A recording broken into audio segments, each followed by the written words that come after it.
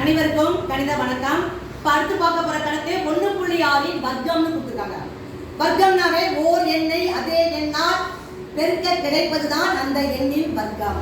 அப்ப 1.6ன்னு கொடுத்துருக்காங்க.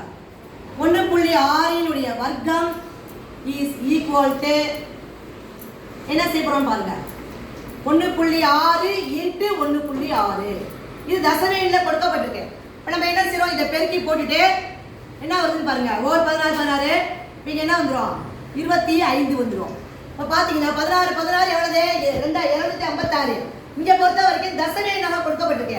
எத்தனை ஸ்தானம் தள்ளி புள்ளி குத்துன்னு பார்த்துக்கோங்க. 1 2 1 2. அப்போ இங்கே புள்ளி குத்திக்கணும். அப்போ ஆன்சர் வந்து 2.56.